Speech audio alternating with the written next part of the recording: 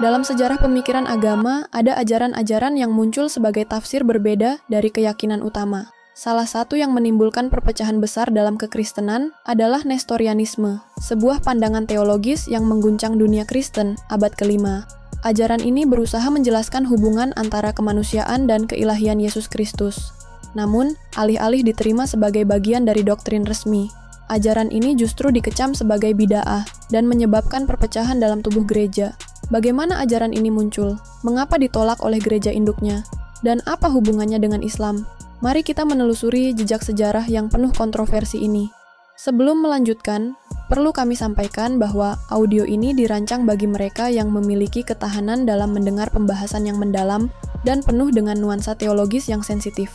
Kami akan mengulas sejarah, doktrin, dan kontroversi yang mungkin menantang keyakinan yang telah lama dipegang. Jika Anda merasa tidak nyaman dengan diskusi yang mempertanyakan atau membandingkan keyakinan agama, sangat dianjurkan untuk menghentikan audio ini sekarang juga. Kami tidak bertujuan untuk memprovokasi, tetapi untuk menyajikan sejarah sebagaimana adanya, tanpa penyaringan emosi. Bagi Anda yang siap mendengar dengan pikiran terbuka dan hati yang kuat, mari kita mulai perjalanan intelektual ini. Baik, mari kita lanjutkan. Nestorianisme dinamai dari Nestorius, seorang patriark Konstantinopel yang hidup pada abad ke-5. Ia mengajarkan bahwa Yesus Kristus memiliki dua pribadi yang terpisah, manusia Yesus dan Putra Allah. Bagi Nestorius, Maria bukanlah Theotokos atau Bunda Allah, melainkan Christotokos, Bunda Kristus. Sebab, menurutnya, Maria hanya melahirkan pribadi manusia, bukan pribadi ilahi. Ajaran ini bertentangan dengan keyakinan mayoritas gereja yang percaya bahwa Yesus adalah satu pribadi dengan dua natur, ilahi dan manusia. Kontroversi ini mencapai puncaknya dalam Konsili Efesus tahun 431. Dalam konsili tersebut, ajaran Nestorius dikutuk sebagai bid'ah, dan ia sendiri diasingkan ke padang pasir Mesir. Namun, para pengikutnya tetap mempertahankan ajaran ini, dan membentuk apa yang dikenal sebagai Gereja Timur Asiria. Gereja Timur Asiria berkembang di Persia dan Asia Tengah, menyebarkan ajaran Nestorianisme ke wilayah yang jauh dari pusat kekuasaan kekristenan Roma dan Bizantium. Nestorianisme mencapai puncak kejayaannya pada abad ke-7 hingga ke-13, ketika pengaruhnya meluas hingga Tiongkok dan India. Namun, setelahnya, ia mengalami kemunduran akibat tekanan dari Kekaisaran Bizantium dan dominasi Islam di Timur Tengah. Gereja Katolik dan Ortodoks menolak Nestorianisme karena dianggap membagi Kristus menjadi dua pribadi terpisah, yang berlawanan dengan ajaran utama tentang kesatuan hipostatik. Dalam pandangan gereja, jika Kristus memiliki dua pribadi, maka pengorbanannya di salib tidak dapat dianggap sebagai tindakan keselamatan ilahi yang sempurna. Selain itu, ajaran ini dinilai merendahkan peran Maria dalam rencana keselamatan, sebab ia hanya dianggap sebagai ibu dari manusia Yesus, bukan ibu dari Sang Firman Ilahi. Konsili Kalsedon tahun 451 semakin mempertegas penolakan terhadap Nestorianisme, dengan menetapkan bahwa Kristus memiliki dua natur, tetapi satu pribadi. Akibatnya, Nestorianisme semakin tersisih dari arus utama kekristenan, meskipun masih bertahan dalam beberapa komunitas Kristen di Timur. Secara teologis, perbedaan mendasar antara Nestorianisme dan gereja induk terletak pada pemahaman tentang kristologi atau hakikat Yesus Kristus. Gereja Katolik dan Ortodoks percaya bahwa Yesus adalah satu pribadi dengan dua natur, manusia dan ilahi yang tidak terpisah atau bercampur. Sementara itu, Nestorianisme melihat Yesus sebagai dua pribadi yang terpisah, yang berkonsekuensi pada cara memahami sengsara dan penebusan Kristus. Perbedaan ini juga berdampak pada cara umat Nestorian memahami Maria. Bagi Katolik dan Ortodoks, Maria adalah Bunda Allah. Sementara bagi Nestorian, ia hanyalah Bunda Kristus dalam aspek kemanusiaannya. Meskipun demikian, baik gereja Katolik, Ortodoks maupun Nestorianisme sama-sama menerima Trinitas sebagai bagian dari iman mereka. Dalam Islam, konsep dua pribadi dalam satu Yesus tidaklah dikenal. Islam dengan tegas menyatakan bahwa Yesus atau Isa adalah seorang nabi, bukan Tuhan atau anak Tuhan. Dalam Al-Quran, Allah menyatakan bahwa Isa hanyalah seorang rasul, bukan bagian dari keilahian. Ini sangat berbeda dengan Nestorianisme yang tetap mengakui ketuhanan Kristus, meskipun dengan konsep yang berbeda dari gereja induknya.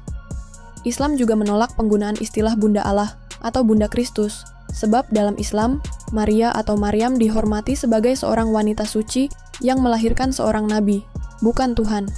Jika dibandingkan lebih jauh, Nestorianisme tetap lebih dekat dengan kekristenan arus utama daripada Islam, karena masih mempertahankan keyakinan akan keilahian Kristus. Namun, menariknya, ada beberapa interaksi antara Islam dan komunitas Nestorian di Timur Tengah, terutama dalam bidang intelektual dan penerjemahan teks-teks Yunani ke dalam bahasa Arab. Dari perspektif Islam, Nestorianisme adalah salah satu contoh bagaimana pemikiran manusia bisa berusaha menjelaskan sesuatu yang berada di luar jangkauan akal, tetapi tetap tidak lepas dari kesalahan. Keberadaan Nestorianisme di Timur Tengah juga berpengaruh terhadap perkembangan intelektual di dunia Islam. Banyak sarjana Nestorian yang berperan dalam menerjemahkan teks-teks Yunani ke dalam bahasa Arab, terutama dalam bidang filsafat dan kedokteran. Hal ini menunjukkan bahwa, meskipun secara teologis Islam dan Nestorianisme berbeda, dalam ranah keilmuan terdapat interaksi yang saling menguntungkan. Di Persia, gereja Nestorian mendapatkan perlindungan dari para penguasa dinasti Sasanid, yang saat itu berseteru dengan Kekaisaran Bizantium. Raja-raja Persia melihat komunitas Nestorian sebagai elemen yang bisa digunakan untuk memperlemah pengaruh Bizantium di wilayah mereka. Gereja Nestorian juga berkembang pesat di Asia Tengah dan bahkan mencapai Tiongkok pada abad ke-7. Bukti sejarah menunjukkan bahwa pada masa dinasti Tang, Nestorianisme mendapat izin untuk menyebar dan mendirikan gereja-gereja di wilayah Tiongkok. Sebuah prasasti yang ditemukan di Xi'an mencatat keberadaan komunitas Kristen Nestorian di Tiongkok pada abad ke-8. Prasasti ini menunjukkan bahwa ajaran Nestorianisme telah beradaptasi dengan budaya dan filosofi Tiongkok yang pada saat itu didominasi oleh Buddhisme dan Taoisme. Namun, pada abad ke-9, Kaisar Wuzong dari dinasti Tang melakukan penindasan terhadap semua agama asing, termasuk Nestorianisme. Banyak gereja dihancurkan, dan komunitas Kristen Nestorian di Tiongkok mengalami kemunduran drastis setelahnya. Meskipun begitu, Nestorianisme kembali berkembang pada masa dinasti Yuan, ketika Kekaisaran Mongol membuka diri terhadap berbagai agama. Para misionaris Nestorian bahkan memiliki pengaruh di istana Mongol dan memainkan peran penting dalam hubungan diplomatik antara Timur dan Barat. Ketika Islam semakin mendominasi Timur Tengah, banyak komunitas Nestorian yang akhirnya berada di bawah pemerintahan Muslim. Meskipun tidak lagi memiliki kebebasan seperti sebelumnya, mereka tetap diakui sebagai Ahlul Kitab dan diberi perlindungan dengan membayar jizyah. Hubungan antara umat Islam dan komunitas Nestorian di dunia Islam cenderung bervariasi. Di beberapa wilayah, mereka hidup berdampingan dengan damai, tetapi di tempat lain mereka mengalami tekanan, terutama ketika konflik politik melibatkan agama sebagai faktor pemicu. Meskipun mengalami banyak tekanan dan kemunduran, gereja Nestorian masih bertahan hingga hari ini, terutama di Irak, Iran, dan India. Di beberapa daerah, komunitas mereka tetap menjalankan ajaran mereka dengan setia meskipun jumlah pengikutnya semakin berkurang. Dari perspektif Islam, kisah Nestorianisme memberikan pelajaran tentang bagaimana perpecahan dalam teologi bisa membawa dampak besar dalam sejarah agama. Islam sendiri menegaskan bahwa Yesus bukanlah Tuhan atau bagian dari keilahian, melainkan seorang nabi yang diutus untuk menyampaikan kebenaran dari Allah. Dalam Al-Quran, disebutkan bahwa Yesus tidak disalib, tetapi diangkat ke langit oleh Allah. Pandangan ini sangat berbeda dengan ajaran Nestorianisme maupun kekristenan pada umumnya, yang melihat penyaliban sebagai bagian penting dari ajaran mereka. Konsep keesaan Tuhan dalam Islam menolak gagasan Trinitas, yang menjadi inti dari ajaran Kristen, termasuk Nestorianisme. Dalam Islam, Allah adalah satu tanpa sekutu, tanpa anak, dan tanpa bagian yang terpisah. Jika Nestorianisme berusaha menjelaskan hubungan antara Yesus yang manusia dan ilahi dengan membaginya menjadi dua pribadi, Islam justru menegaskan bahwa Isa hanyalah manusia yang mendapat wahyu tanpa unsur keilahian sedikit pun. Nestorianisme juga menunjukkan bagaimana perbedaan dalam memahami Tuhan dapat menyebabkan perpecahan dalam tubuh suatu agama.